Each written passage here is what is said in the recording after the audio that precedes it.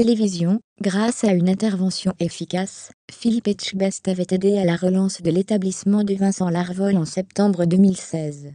Mais le cuisinier a tout perdu après sa rupture avec sa compagne. Publicité. Sélection mode. La plus belle à petit prix. Découvrez. Mercredi dernier, M6 diffusait Un cauchemar en cuisine, que sont-ils devenus, dans lequel Philippe Etchebest est allé prendre des nouvelles de Marina et Vincent à Gardone, en Dordogne. Lors de son intervention en septembre 2016, le chef cuisinier de M6 avait identifié les problèmes de leur établissement, le Cèdre Vert. Qu'est-ce qu'on fait, si ça ne marche pas? On se fout à la rue. Moi encore, je m'en fous. Mais Marina a ses 2 enfants, on ne peut pas se permettre, lâchait Vincent Larvol, désespéré, au spécialiste culinaire de M6. À lire, Philippe Etchebest, Cauchemar en cuisine. On a plus de 75% de réussite.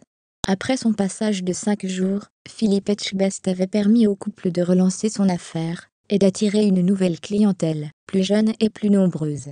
Se déguisait qu'il avait effectué son retour au Cèdre Vert, afin de passer pour un client lambda, et de ne pas être reconnu.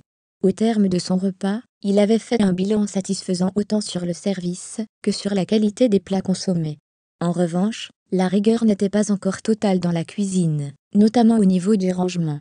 Mais Vincent Larvol avait le sourire, et témoignait de son plaisir à cuisiner pour son établissement.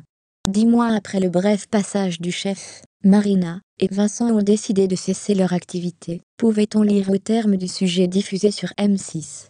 Leur établissement a été vendu. Il y a quelques semaines, de nouveaux propriétaires ont repris le restaurant. Selon nos confrères de Sud-Ouest, la situation de l'ancien cuisinier du Cèdre Vert est aujourd'hui particulièrement délicate.